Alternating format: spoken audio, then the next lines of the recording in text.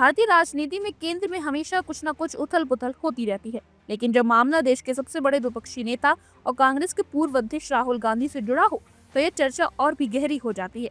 2024 के लोकसभा चुनाव के बाद राहुल गांधी अब एक मजबूत विपक्षी नेता के तौर पर उभर चुके हैं और बीजेपी के लिए एक नई चुनौती बन गए हैं।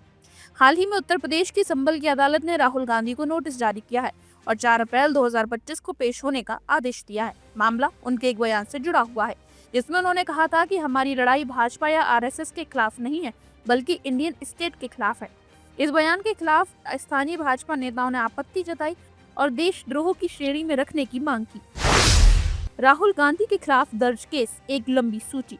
राहुल गांधी के खिलाफ ये पहला मामला नहीं है। पिछले 10 वर्षों में उनके खिलाफ कई कानूनी मुकदमे दर्ज हो चुके हैं।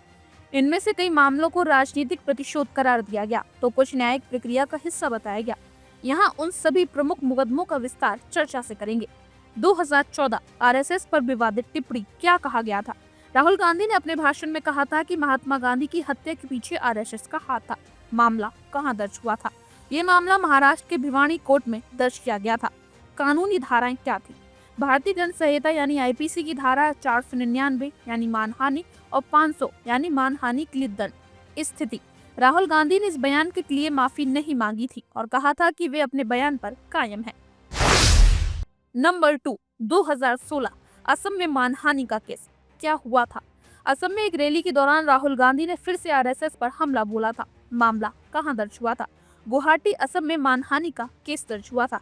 स्थिति, कोर्ट ने उन्हें नोटिस भेजा लेकिन बाद में मामला ठंडा पड़ गया। नंबर 3, 2018 राफेल डील और मोदी सरकार पर आरोप, क्या कहा गया था? राहुल गांधी ने दावा किया था कि राफेल डील में मोदी सरकार ने घोटाला किया और अनिल अंबानी को फायदा पहुंचाया। मामला कहां दर्ज हुआ? ये मामला लखनऊ, सुल्तानपुर, रांची, गुरुग्राम और महाराष्ट्र में दर्ज किया गया था। कानूनी धाराएं, धारा 499 और 500। नंबर 4, 2019 मोदी सरनेम टिप्पणी, क्या कहा गया था? राहुल गांधी ने कहा था कि सभी मोदी चोर क्यों होते हैं। मामला कहां दर्ज हुआ था? सूरत, पटना, अहमदाबाद, रांची और दिल्ली में मामला दर्ज हुआ। परिणाम, इस बयान के कारण सूरत कोर्ट ने राहुल गांधी को दोषी ठहराया और उनकी संसद सदस्यता समाप्त कर दी। हालांकि सुप्रीम कोर्ट ने बाद में उनकी सदस्यता बहाल कर दी थी। नंबर 5, 2021 रेप पीड़िता की पहचान उजागर करने का आरोप, क्या हुआ था? राहुल गांधी ने एक नाबालिग रेप पीड़िता के परिवार से मुलाकात की और सोशल मीडिया पर उनकी तस्वीरें साझा की। मामला कहां दर्ज हुआ? दिल्ली, मुंबई और झारखंड के चाईबासा में एफआईआर दर्ज की गई थी। स्थिति, कोर्ट ने राहुल गांधी को फटकार लगाई और बाद में उन्हें ट्वीट हटा दिया। नंबर 6, 2022 सावरकर पर टिप्पणी और कॉपीराइट उल्लंघन, क्या कहा था? राहुल गांधी ने कहा था कि वीर सावरकर ने अंग्रेजों से माफी मांगी थी। मामला कहां दर्ज हुआ था? बेंगलुरु में कॉपीराइट उल्लंघन का केस दर्ज हुआ था क्योंकि कांग्रेस ने बिना अनुमति थीम सॉन्ग इस्तेमाल किया था। स्थिति, मामला अभी विचाराधीन है। नंबर 7, 2023 मोदी समाज का अपमान, क्या हुआ था? राहुल गांधी ने मोदी सरनेम पर टिप्पणी की जिससे मोदी समाज के लोगों को आपत्ति हुई। मामला कहां दर्ज हुआ? सूरत कोर्ट ने इसे मानहानि का मामला माना। परिणाम, राहुल गांधी को कोर्ट ने दोषी ठहराया लेकिन सुप्रीम कोर्ट से राहत मिली। नंबर 8, संसद में हाथापाई का आरोप, क्या हुआ था? संसद के बाहर भाजपा सांसदों के साथ राहुल गांधी की हाथापाई हुई जिसमें 2 सांसद घायल हो गए थे। मामला कहां दर्ज हुआ था? दिल्ली पुलिस ने मामला दर्ज किया और जांच शुरू की। नंबर 9, 2025 इंडियन स्टेट पर टिप्पणी, क्या कहा गया था? राहुल गांधी ने कहा था कि हमारी लड़ाई भाजपा या आरएसएस के खिलाफ नहीं है बल्कि भारतीय राज के खिलाफ है। मामला कहां दर्ज हुआ? संभल कोर्ट, उत्तर प्रदेश ने नोटिस जारी किया और 4 अप्रैल को पेशी के आदेश दिए। राहुल गांधी पर इतने मामले क्यों दर्ज हो रहे हैं? नंबर 1, भाजपा से सीधी टक्कर। राहुल गांधी मोदी सरकार और भाजपा के खिलाफ खुलकर बोलते हैं। नंबर 2, भ्रष्टाचार के आरोप। उन्होंने राफेल डील, अडानी मामले पर कई अन्य मुद्दों पर सरकार को घेरा। असहमति की राजनीति। भाजपा समर्थकों का मानना है कि राहुल गांधी गलत बयानबाजी करते हैं जबकि कांग्रेस इसे स्वतंत्र अभिव्यक्ति कहती है। नंबर 4, चुनावी रणनीति। 2024 में राहुल गांधी अब एक मजबूत विपक्षी नेता हैं और भाजपा के लिए बड़ी चुनौती बन चुके हैं। क्या राहुल गांधी को जेल हो सकती है? मानहानि के मामलों में सजा कम होती है लेकिन अगर कोर्ट गंभीर धाराएं जोड़ती है तो उन्हें जेल जाना पड़ सकता है। 2024 लोकसभा चुनाव के बाद उनकी लोकप्रियता बढ़ी है जिससे भाजपा और कांग्रेस के बीच संघर्ष तेज हो गया है। राहुल गांधी के खिलाफ इतने मामले दर्ज होना भारतीय राजनीति में एक बड़ा सवाल खड़ा करता है। क्या यह न्याय की प्रक्रिया है या राजनीतिक प्रतिशोध?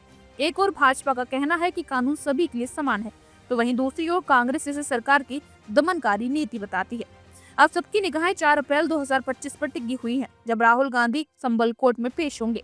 यह मामला भारतीय राजनीति को एक नया मोड़ दे सकता है। आपने नरेंद्र मोदी जी के इंटरव्यू देखे वो जो चमचों वाले इंटरव्यू हैं, देखे नहीं देखे? वहां पे नरेंद्र मोदी जी बैठते हैं, 4 चमचे आ जाते हैं, देखे आपने? उसमें नरेंद्र मोदी अलग अलग बयान देते हैं। उनसे पूछा, वो एक चमचे ने पूछा, मोदी जी, हिंदुस्तान में अमीर लोग अमीर होते जा रहे हैं, गरीब लोग गरीब होते जा रहे हैं, आपकी इस पे क्या राय है? नरेंद्र मोदी जी ने 30 सेकंड सोचा,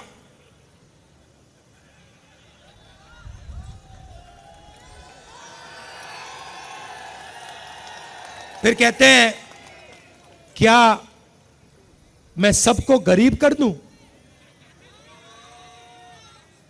अच्छा देखो, कन्हैया है यहां पे।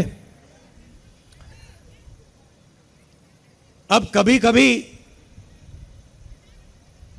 मेरे से मिलने आता है,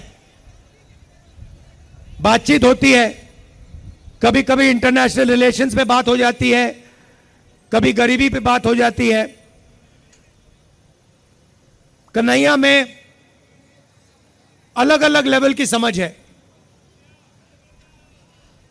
यमुना पार की समझ है, किसानों की समझ है और इंटरनेशनल लेवल की भी समझ है। मगर अगर एक दिन कन्हैया मुझसे मिलने आए और मुझे कॉन्फिडेंस में लेके, सुनो, और मुझे कॉन्फिडेंस में लेके बंद कमरे में कह दे कि राहुल जी, मैं बायोलॉजिकल नहीं हूं, मुझे परमात्मा ने भेजा है, तो मैं कन्हैया से कहूंगा, हाथ जोड़ के कहूंगा, कन्हैया ये बात तू बाहर मत कह दियो, गलती से भी ये बात बाहर मत कह दियो। मगर देश के प्रधानमंत्री चमचों के सामने इंटरव्यू में खुल के कहते हैं, मैं बायोलॉजिकल नहीं हूं, मैं बायोलॉजिकल नहीं हूं।